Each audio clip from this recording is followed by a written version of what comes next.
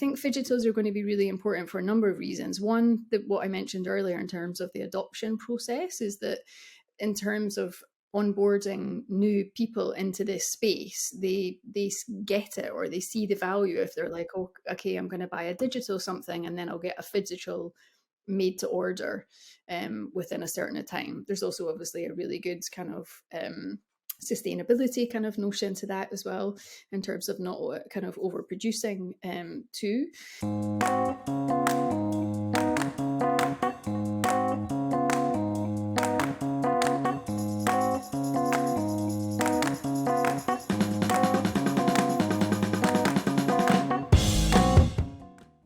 Welcome to today's episode of Staying Curious. I'm your host, Amy Hirschkel, and today's guest is Karinna Grant. Karinna is an educator, nowist, and connector. She is a published author, previously consulting and lecturing globally on retail innovation and digitalization of the fashion sector. In 2019, she created Hot Second, a circular economy concept store trading physical goods for digital experiences. In 2020, she co-founded the Dematerialized with Marjorie Hernandez, an experiential Web3 marketplace for virtual goods. Please join me in welcoming Karinna. Thank you, Karinna, for joining us today. I'm super excited to be speaking with you. Hope you're having a good day. Yes, I'm so excited to have this conversation with you as well. Huge thanks for the invitation to join.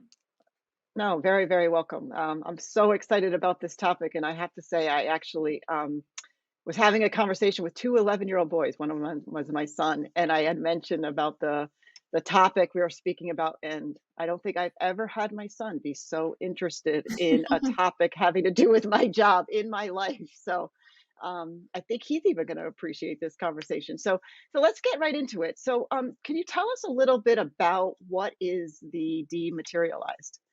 Certainly, I'd love to. So we describe the Dematerialized as an experiential marketplace for virtual goods. And I guess we try and differentiate ourselves within the marketplace with that word experiential. One, because, well, virtual goods are new and people don't always know kind of where to go to get them. And we want to make that journey as easy as possible and as fun as possible. So kind of, making it an experience, but a kind of positive one. And then we call it a marketplace or market space, because again, we just want to kind of differentiate ourselves. We have a curated mix of different brands and designers that we work with, from digital first brands to brands that many people have heard of, like Rebecca Minkoff and Karl Lagerfeld, etc. And I guess the final bit of the piece of the puzzle is the virtual goods. So all of the assets that we sell on our marketplace, we sell as NFTs, as a variety of different types of utilities. And I know that's something you're going to ask me about kind of further on, but we are kind of striving to make sure that anything we serve as an asset is something that you can do something cool with. That's great. And so how do these both the digital first and the established brands, how do they come to know about you or find out about the Dematerialized? Like, how do you curate the content that's going up on there? Yeah, no, it's a brilliant question. I guess it's a mixture of push and pull. We were really lucky that myself and my business partner, Marjorie, created and launched the Dematerialized in December 2020. So we were one of the early kind of players in the field, and we were lucky to get traction with a lot of PR with the early launches that we did. For example, the very first one we ever did was with Artifact and the Fabricant, who we consider, as many others do, to be kind of OGs in the space. Artifact was relatively recently acquired by Nike, and Fabricant are heralded as the first people to ever sell a digital fashion garment on the blockchain. So I guess that kind of made a lot of brands reach out and kind of touch us to kind of want to work with us. And then also we had certain brands that, for instance, again, when Marjorie and I started the company at the very beginning, we were like, this would be a dream brand to kind of work with. For example, MCQ, part of the Alexander McQueen brand, was a brand that was kind of on our hot list, as was Karl Lagerfeld as well. So talk a little bit about, you know, your collaboration, how you met, how you even got involved in this digital fashion ecosystem. I mean, you started in 2020, obviously, that not too many long years ago, but yet seems like a billion years ago because Yeah, everything seems has like sort a of lot. been changing so quickly. Like, how did you and Marjorie get in touch with each other? You know, what sort of brought you here to even Yeah, start this in the well, first place? interestingly, we didn't know each other at all before we went into business with each other. So in 2019, we both met at a circularity conference in Paris. I was actually there kind of researching for another digital startup I had called Hot Second, which was a concept store that I ran in London in 2019, where I had a pop up store where I got people to exchange physical goods for digital fashion experiences. And as part of that, I went to this conference in Paris, and Marjorie and her business partner Fabian were presenting their blockchain Luxo at the conference. And at this point, I did not know what an NFT was. And I went up and I asked them. I really enjoyed what they were saying and talking about the philosophy they had on blockchain, because it was digestible, and I was really kind of getting to kind of understand its potential. And I said, so what would happen if the digital assets that I have for my Hot Second store, I put on your blockchain? And then that's when I was Hmm. blown away really by the concept of NFTs, and really by, more specifically, sorry, I really think that NFTs have like lots of benefits for all the different people who are in the supply and demand chain. So, for example, I know this is probably something you're going to ask me about, but for the creator themselves, it allows them to demonstrate provenance and intellectual property.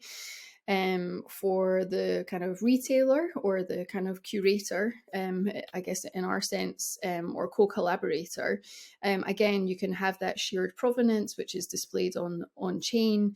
You can do something which many luxury brands in particular have been wanting to do for a long time, is to generate revenue from secondary and tertiary sales. So being able to get a royalty from kind of secondary and tertiary sales, as I just said.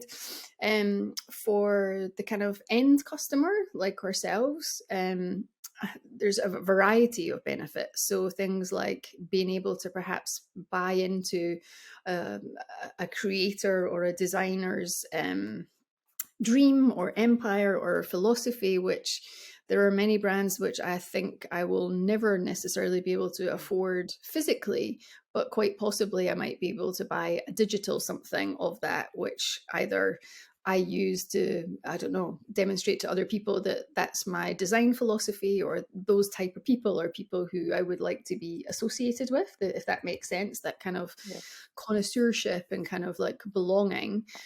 And then also as a end consumer, am I buying an authentic digital garment? And I guess something else that we're going to talk about is when you put digital garments and or digital assets and physical assets, i.e. physical products, together and kind of connect them as connected garments, that's another way that you could de-risk what you're purchasing.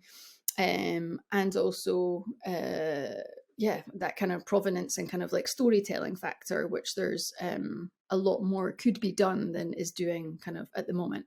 So that's a lot of things I So, know that I've just thrown in. yeah, so like this, you're sort of creating this, like obviously, not obviously, I think there are still plenty of people who don't even know what an NFT is, but this concept of creating this experience with a virtual garment or a virtual accessory or a virtual item that allows people to use it in a lot of different ways, but knowing that that virtual garment has some sort of certification or backing behind it to make it authentic. So you know that you're basically spending your money on something that's real. One of the things I was talking to my son about, Yeah. he's literally, what is an NFT to even begin with? And I was explaining to Hmm. them, it's sort of like think of it like a certificate. So you're creating this world, and everybody could create digital garments or digital assets, but to be Anything, able to yeah. then say that it's money well spent, basically, in a Mhm. marketplace where it's new and people don't know where to begin. So that's kind of what you guys are doing, right? You're sort of the curators of the content that's valuable and worth looking at. Is that, would you say that's kind of how you're going about Yeah, this? I You're mean, I sort of, guess our go ahead. long-term goal is really that the NFT part becomes commonplace, it becomes normalized, and that effectively the tech that which kind of is the NFT, it just becomes like the norm for this is a really good receipt, or some people also refer to it as a digital passport of kind of what you've purchased and where it's been before and where it can kind of go onwards. But yeah, it's that kind of obviously the kind of public prominence and traceability, and it really fuels the kind of creator economy, which I think in the context of Lectra, where there are so many designers, and also the tools to be able to design and create an empire from your laptop. Obviously, we had kind of Web 2 with social media and e-commerce. Now we have Web 3, and that's really almost like the one of the final pieces of the puzzle of enabling kind of direct to consumer to be as kind of I say easy as possible. It's not easy, and you still have to have kind of like skill sets, but it makes the barriers to entry of being a creator and being able to earn an income uh, So it's kind of more doing easy. two things, right? Like a platform for the bigger brands to give more of this unique experience to their consumer, their loyal consumers, but then for designers and creators to actually have a way to enter into it without what it used to be with the fashion industry, the long Yeah, supply traditional chain gatekeeping. process Mhm. and needing to have, millions of dollars up front to even to begin to be a fashion designer or whatever type of designer. This sort of the importance of this becomes access, right? Giving people Yes, access, but also giving them the credit in the end. Would you say that's sort of accurate? totally.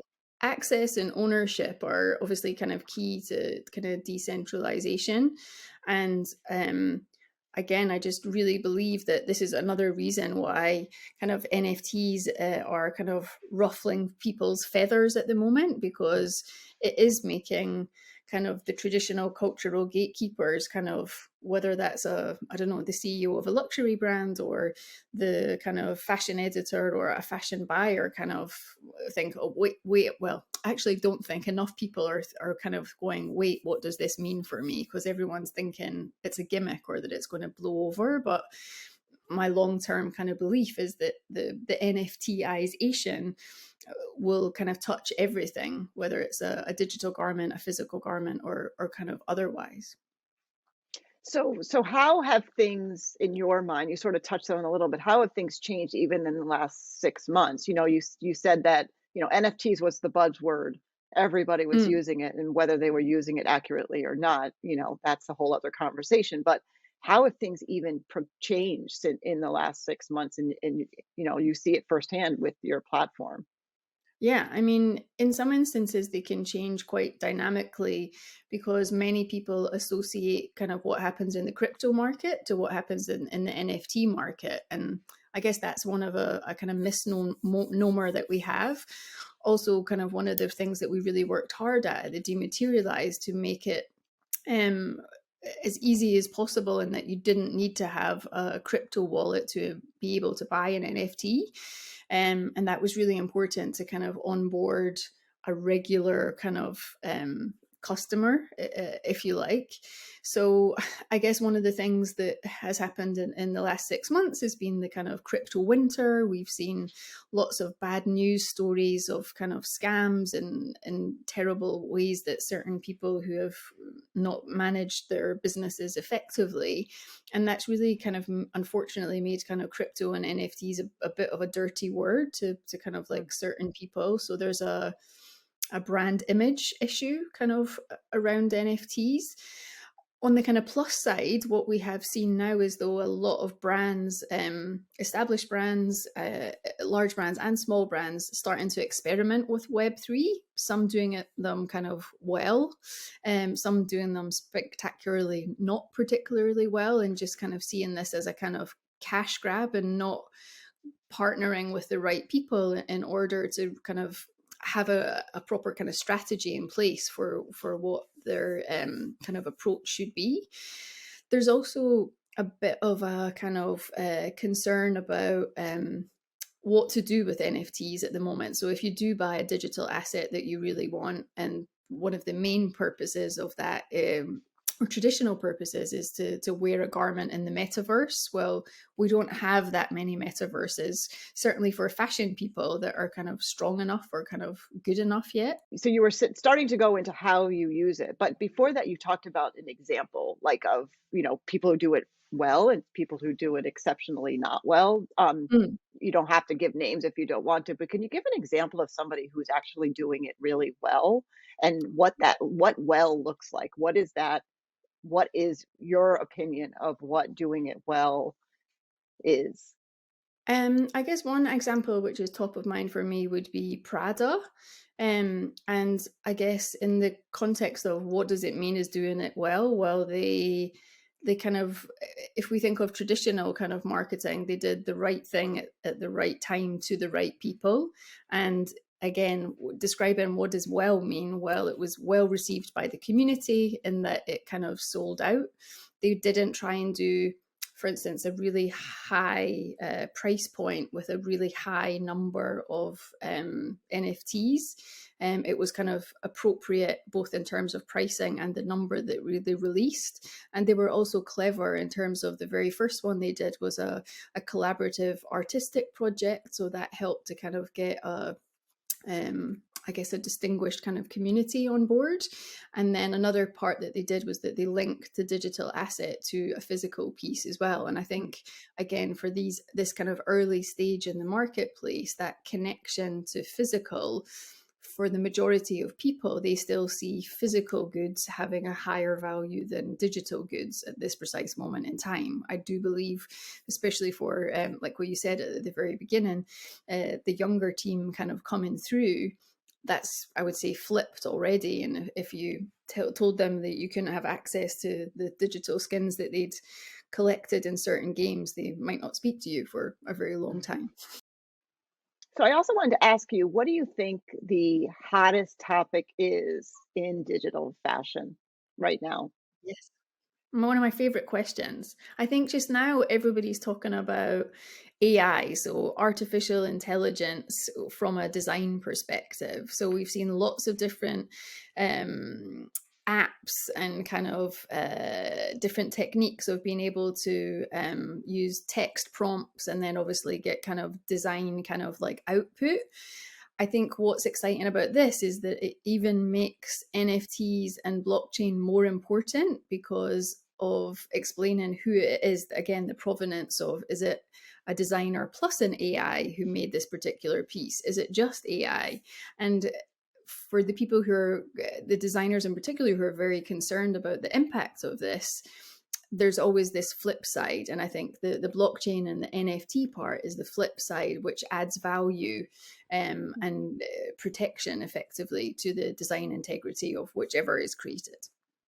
So it's basically giving an opportunity for the designer to be seen as the creator versus the AI, which makes things more machine, right? Or is that kind of what you're saying, is that it Yeah, I gives that guess designer it just that gives credibility? it kind of, it gives the blockchain and the NFT more of a use case, because if Mhm. we're starting to see AI generated designs everywhere, then actually a human which has a specific design kind of integrity and aesthetic, maybe the value of that would be even higher. And if that is then noted on the piece within the kind of metadata of the NFT, hopefully that's something that could like is designer kind of fashion, digital fashion, or AI digital fashion, like what's going to win? I mean, I don't believe in pitting them against each other like that, because it really depends on the nature of the piece, for example. But this is a debate that's not going to go away. It's only going to get more intense.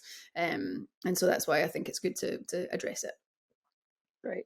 Well, no, I agree. I think it is important because I think you said it perfectly. It kind of establishes the value of the NFT or the goods that people are creating. So, Yeah.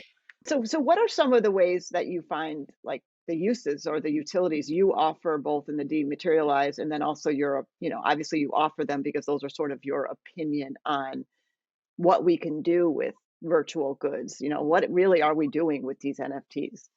Yeah, I mean, like I said before, we're a bit limited at the moment because almost the tech isn't going as fast as we want it to. So things like one of the main ways that we see, particularly the fashion customer, integrating or using digital fashion just now is to do to try it on in real life. And when I say that, I mean using augmented reality. So using perhaps a Snapchat filter or an Instagram filter. You can also get digitally dressed in the piece, so kind of Photoshop the render of the garment on top of a photograph of you. That's becoming kind of quite popular as well. And then the other aspect is, I guess, what we were just talking about, the direct to avatar. So being able to have that digital piece to wearing either on your profile picture or in a digital environment. Although, like I said, there aren't so many digital environments that the fashion customer is running to or kind of being seen in at this point in time. It will come, but it's not there quite yet. And the other kind of use cases are around people who are purchasing to invest. So people who want to do that tradability, either by buying it and selling it right away, or buying it and holding on to it. There are the people who want to do it just to collect it. So I guess by human nature, we are very much kind of collectors. If you think of, I don't know, antiques, or I don't know, I like collecting kind of teacups and teaspoons and kind of things like that. So maybe I might have a digital fetish for that as well. And then the other aspect is around how to display it.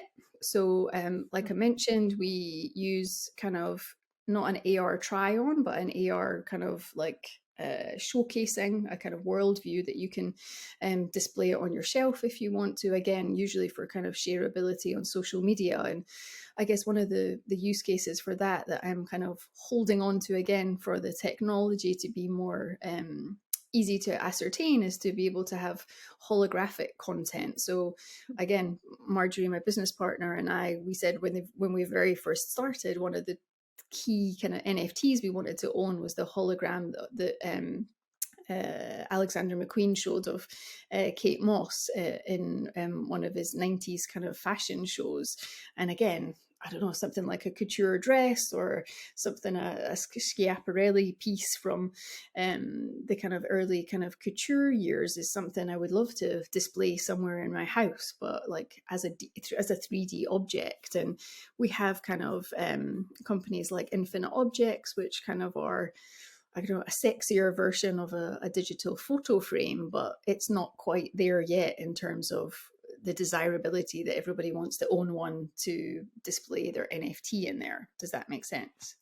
Yeah, so are you seeing a little bit of a disconnect between the people who are making the purchases on your marketplace versus the brands and the designers, what they actually want to do with it? Like, are you seeing there's one sort of utility being used more frequently? Like, for example, most people, all they know what to do with it is either collect it or use it as a skin. But what the designers and the brands actually want to do it is slightly different. Do you see that there's a little bit of a disconnect in that?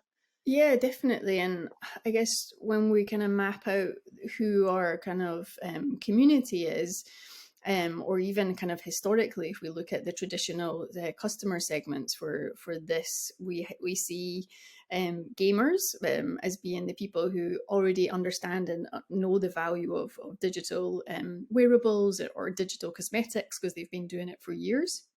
We see the crypto community who, again, already understand and kind of have no fear when it comes to kind of collecting digital pieces to kind of save and kind of trade. And then we have this kind of newer group of customers, which indeed, like you said, are either kind of traditional creators and designers already, or those kind of highly innovative, first to try new types of technology kind of like consumers. And I would say those two last groups are the most difficult to please, and also probably the most frustrated with where the tech is now as to what they want to be able to do with it. So to answer your question, yes, there is a disconnect. Yeah, so you sort of touched on it earlier about this idea of the phygital, the physical and the digital, which I'm sure Yeah. most bigger brands are like having a field day with because they love this concept of a physical garment. Obviously, we're still going out in the world and having to live and breathe and be in public, but then attaching it to a digital piece. Do you see this as the future, or do you see this as more of a now thing that's happening and the future looks different? Like, so tell me a little bit about your thoughts on the phygital, if that's like right now, and then what's Yeah. happening in three to I mean, 5 years something from now. Yeah, something again that's really funny is that the word phygital has a kind of love-hate relationship as well. So people are like, certain journalists are like, I refuse to say the word phygital. I want to call it a connected garment. And I guess we're back a little bit to when kind of smart technologies or kind of wearables were kind of tapped to be the kind of next big thing. But I think fidgetals are going to be really important for a number of reasons. One, that what I mentioned earlier in terms of the adoption process is that in terms of onboarding new people into this space, they get it, or they see the value if they're Mhm. like, oh, okay, I'm going to buy a digital something and then I'll get a phygital made to order within a certain time. There's also obviously a really good kind of sustainability kind of notion to that as well, in terms of not kind of overproducing too.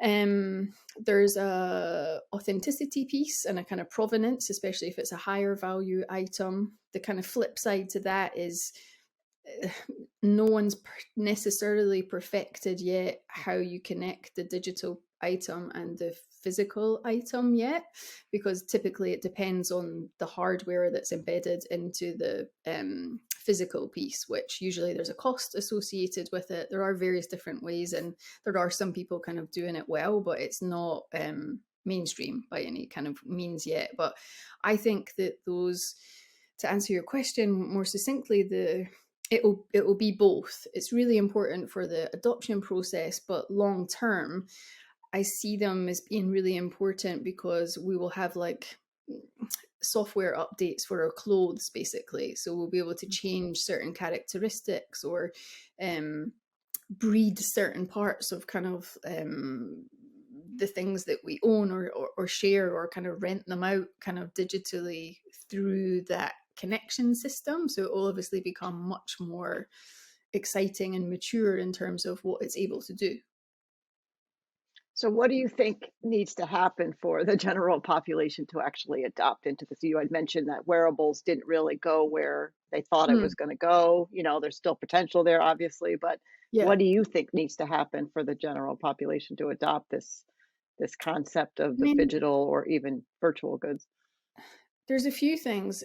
One would be we need more brands that everybody understands and gets to do good projects in the space. So like more of what I mentioned of like the Prada or like Nike are kind of doing great things because they have the artifact team kind of embedded within them. But I think to de-risk it for Mm. certain customers, they need to understand, okay, like this isn't something I'm going to invest, I don't know, $100 in today and then I'm going to lose all my money, or it kind of doesn't make sense. So I think there has to be something that makes customers kind of feel at ease. I think also that utility piece is that they need to know there's something that they can do with it. So for example, if there comes to be a metaverse or a digital environment which does start to have a critical mass for, I don't know, a certain generation or a certain subsection of the community, for instance the fashion community or the design community or something, then there's a reason for people to buy the digital asset to go to the place. And I guess what was my kind of third piece for that? Well, yeah, I guess it goes hand in hand with the first one, is that we need to have more people experimenting in the space in order, like it's a kind of chicken or egg scenario. We need people to, and when I say people, I mean brands that have kind of sign off power and who are really going to think about the kind of long term perspective of this.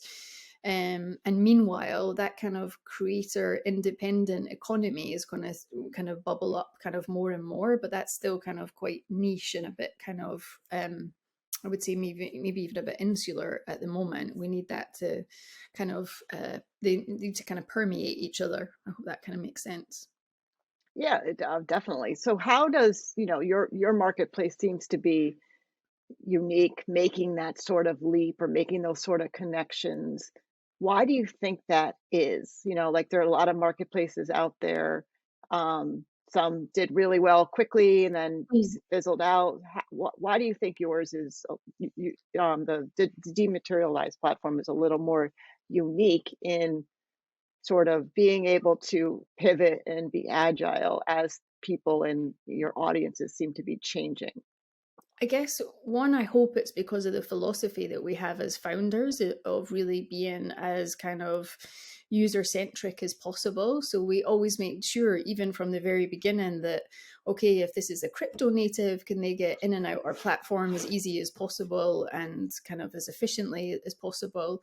Whilst if it's someone who's coming to buy their very first NFT, making sure they don't feel stupid, making sure that they kind of have their hand held should they want it at different stages of the journey. So there's definitely something around user experience. There's definitely something around the curation factor. I mean, if you go on OpenSea, one of, like, I guess the Amazon of NFTs, you have the same feeling as when you first go to Amazon. It's just like, oh, there's all the stuff. Like, where do I go? What do I do? How do I kind of navigate this space?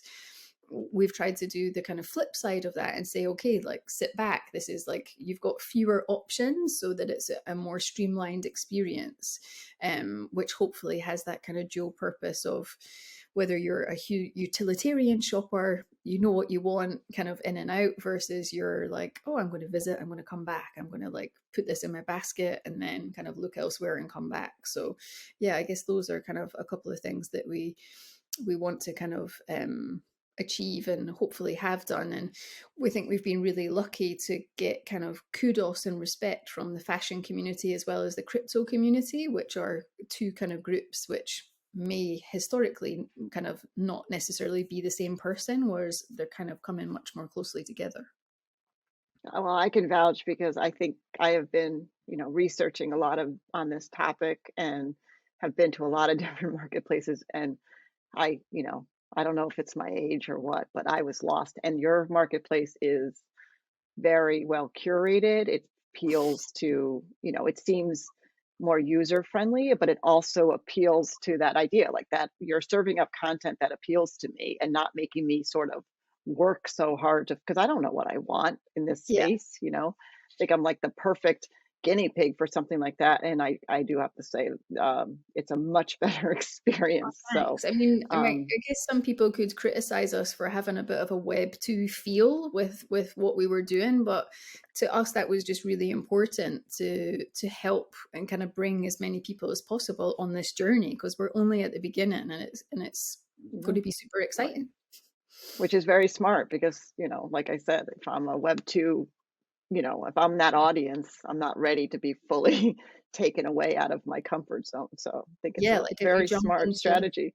thanks, what some of the different Discord channels of some of the different kind of Web3 platforms, yeah, you're like, this is another language people are kind of speaking. Yeah. And then you're not, the general population is not adapting to it because it's only Yeah. speaking to one type of person.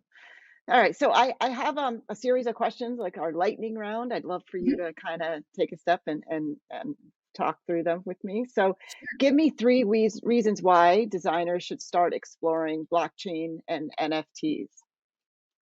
So, three reasons why designers should start looking at digital fashion, NFTs, blockchain, that kind of conundrum of possibility is provenance, enhanced creativity, and uh, awareness and presence. So, like more people kind of knowing who you are. Great. And what is one big misunderstanding the general public has regarding NFTs and, digital fashion? One kind of general misunderstanding that people have about NFTs or yeah, digital fashion, well, I guess actually is that itself that digital fashion isn't always an NFT and an NFT isn't synonymous with digital fashion. So learning to dive in a little bit more and seeing that you could have a digital asset that isn't attached to a blockchain as yet, so it's not an NFT, and figuring out what the advantages and disadvantages are of each of those kind of approaches. And it kind of depends what your who you want to be. Like, are you the creator or are you the kind of owner to be, on what you want to do with it, if that makes sense. Yeah, absolutely. And what is your prediction for the future of digital fashion and NFTs?